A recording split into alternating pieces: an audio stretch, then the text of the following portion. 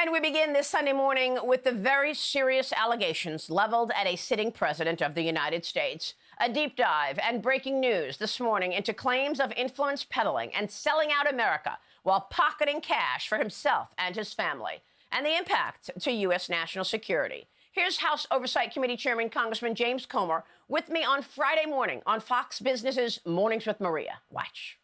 Based on the fact that 9 different Biden family members have been receiving payments from a web of LLCs that are receiving payments from our adversaries around the world, this fits a pattern of questionable behavior that the Biden family members have been doing to receive funds. So we take this whistleblower claim very seriously. We know it exists.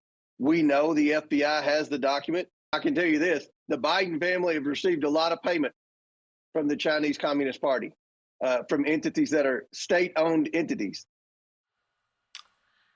Chairman Comer sending a subpoena to FBI Director Christopher Wray to testify and to produce a document in the FBI's possession that, quote, describes an alleged criminal scheme involving then Vice President Biden and a foreign national relating to the exchange of money for policy decisions.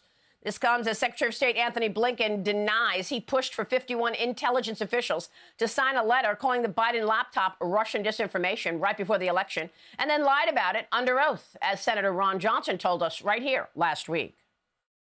Anthony Blinken finally did come in and sit down for a voluntary transcribed interview in December of 2020 because he wanted to be Secretary of State. And now, because of more information that's come out, we know that he lied bold-faced to Congress about never emailing Hunter Biden. My guess is he told a bunch of other lies that hopefully we'll be able to bring him and his wife back in, tell them to preserve their records. It wasn't my idea, didn't ask for it, didn't solicit it, and I think the testimony that the former Deputy Director of the CIA, Mike Morrell, put forward confirms that. Joining me right now with more on all of this in this Sunday morning exclusive interview is House Oversight Committee Chairman, Kentucky Congressman James Comer. Mr. Chairman, thanks very much for joining us. Good morning. What can you tell us about this latest investigation of influence peddling on a sitting president? I know that you're planning a press conference this Wednesday. What will we learn? Well, Senator Grassley and I received a tip on a whistleblower. Senator Grassley was the lead in this. We've reviewed documents from the legally protected whistleblower, highly credible whistleblower that would implicate Joe Biden in a pay-for-play scheme, in trying to set up a deal to receive funds to he and his family in exchange for foreign policy decisions. Now, that fits a pattern, Maria, of what we've seen with these bank records. And on Wednesday, we're going to present to the American people all the information that we've received thus far pertaining to bank records. We're going to disclose many of the different LLCs, many of the different transactions that all these different Biden family members have gotten from our adversaries around the world. Now, we don't believe this was just a coincidence that all these Biden family members were receiving money from this web of LLCs into their personal bank accounts. We believe this was done in exchange for something that then Vice President Biden and now President Biden would have done. So this whistleblower is going to provide some very crucial information to our investigation, and we've given the FBI until May the 10th to produce this document. So the ball is in the FBI's court with respect to this whistleblower. You are sure that this document exists? 100%. What if they don't release the document by May 10th? What if they decide to indict Hunter Biden for having a gun illegally before your press conference? My message to the Department of Justice is very loud and clear. Do not indict Hunter Biden before Wednesday, when you have the opportunity to see the evidence that the House Oversight Committee will produce with respect to the web of LLCs, with respect to the number of adversarial countries that this family influence peddled in. This is not just about the president's son. This is about the entire Biden family, including the president of the United States. So we believe there are a whole lot of accounts that the IRS and the DOJ don't know about because we don't believe they've done a whole lot of digging in this. And we have. We've spent the past 100 days poring over bank documents. I've used subpoena power to get these bank documents. We've been meeting with former associates of the Bidens in their different influence peddling schemes. We've been meeting with whistleblowers. We know exactly what this family was doing. And by all accounts from the media reports that we're getting, what they're looking at charging Hunter Biden on is a slap on the wrist. It's a drop in the bucket. So Wednesday will be a very big day for the American people in getting the facts presented to them so that they can know the truth. And then the Department of Justice can finally do what they should have done years ago. What? Well, obviously, the president's sons committed many crimes. I mean, you're looking at potential money laundering. Jonathan Turley comes on Fox all the time and talks about he was essentially a foreign agent for countries like China. He's an unregistered foreign agent. Those are serious crimes. You've got the possible racketeering. I mean, the list goes on and on and on. And again, Maria, it's not just the president's son. And we don't believe these countries were paying the Biden family for nothing. We believe they were getting a return on their investment, and the return on the investment would have been policy decisions for then Vice President Joe Biden and current President Joe Biden. How much money do you believe the Biden family has taken in? How much money have you been able to identify of cash going to Biden family members? Well, we're going to dive into that on Wednesday, but it's millions and millions of dollars. I can say that. Hopefully people will pay attention on Wednesday when we have this press conference and they can see actual bank records. So, another thing that's important to note with this investigation, Maria, and I think will make it even more interesting on Wednesday, is more and more evidence is pointing towards Joe Biden. I mean, obviously, Joe Biden was involved in all these things, despite the fact that he's lied to the American people, despite the fact that his press secretary continues to lie about it. We've already produced one wire from one LLC, totaling over $1 million to 4 different Biden family members. And now we're going to produce an additional 5 Biden family members, more countries, more LLCs, more bank accounts. I mean, this thing is much bigger than anyone would have ever predicted. And it all points towards Joe Biden, the big guy. This is just incredible. So is this money laundering? Is this racketeering? What? They were just taking money and changing policy decisions and announcing policy decisions on behalf of America and pocketing the cash. Yeah, the LLCs were set up to disguise the sender of the money and to deceive the IRS so they wouldn't have to pay taxes, or else the countries would have just wired the money directly to the Bidens. But they tried to do it through a web of LLCs. I was a director of a bank for over a decade. There's a term that banks use for that. It's called money laundering.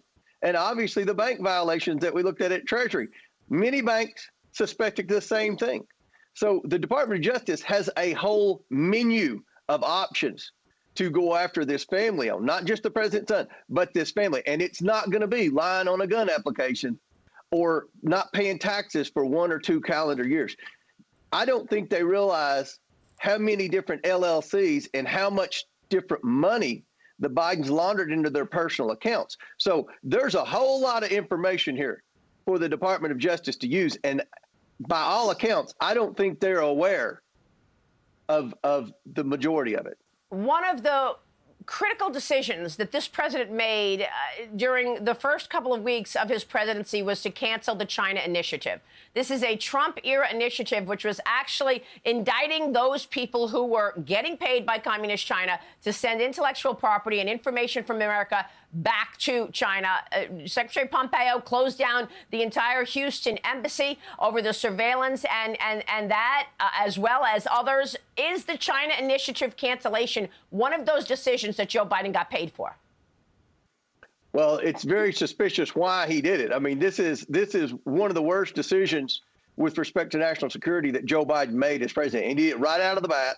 And the person that he had that at the time that was making the pitch to the FBI to drop the China initiative because they said it was racially profiling Asian student was the then president of the University of Pennsylvania, who is now Biden's appointee as ambassador to Germany. And remember, the University of Pennsylvania was getting tens of millions of dollars from anonymous donations from China. Maria, this stinks to high heaven.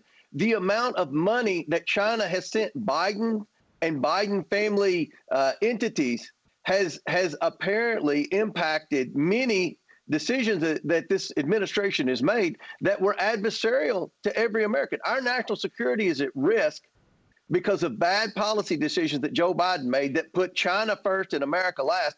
And for me to see all these bank records and all these deposits from the Chinese Communist Party directly to the Biden family members, I mean, it's pretty disgusting. And I can't wait until Wednesday to present this to the American people. And I'm anxious to see how the mainstream media covers this, because the New York Post, the New York Times, Washington Post, MSNBC, NBC, ABC, I don't even think they covered the whistleblower that Senator Grassley and I presented. They didn't even cover that. I mean, that's a pretty big story. A credible whistleblower. Yeah. Comes forward and says the Vice President of the United States was trying to shake down a foreign national in exchange for foreign policy decisions. Another decision that we've discussed in the past was that memorandum of understanding that Biden signed as vice president back in 2013. That allowed hundreds of Chinese companies to trade on U.S. exchanges and not follow any U.S. auditing rules. That enabled these companies to enter America and get huge money raising from U.S. investors. Was that one of the decisions? Well, I mean, that's another very bad decision that put China first and America last. I mean, you know this, Maria. I used to watch you on CNBC all the time. I mean, a publicly traded company has to go through so many compliance requirements, so many auditing requirements. And he just, with the stroke of the pen, allows the Chinese companies to go in and bypass all this. It puts China at another competitive advantage over the United States in attracting American capital. I mean, this president has always put America last and China first. And I think the walls are coming in on this family. And Wednesday's going to be a big day with respect to transparency and with respect to credibility of congressional investigations. Real quick before you go, I'll be focused on Wednesday, and we certainly want to get you back after that press conference. But what if they do not adhere to this? What if they refuse to turn over that memo? What are you going to do about Merrick Garland, the head of the DOJ? What about Christopher Wray at the FBI? Will you move to subpoena, impeach? What can you do? What levers do you have if they say, no, we're not giving you any document? Well, Senator Grassley and I have a plan B. We hope to not have to employ plan B, but we will. So I'm still got a little bit of confidence in the majority of the employees at the FBI and the DOJ, not the top. I lost confidence in the top a long time ago. But hopefully there will be enough people that will put pressure on the leadership to do the right thing and be transparent with the House Oversight Committee and the American people. Okay, we will leave it there. Mr. Chairman, thanks very much. We will be waiting for your news on Wednesday. House Oversight Committee Chairman Congressman James Comer. Thank you, sir. I'm Steve Doocy. I'm Brian Kilmeade. And I'm Ainsley Earhart. And click here to subscribe to the Fox News YouTube page to catch our hottest interviews and most compelling analysis.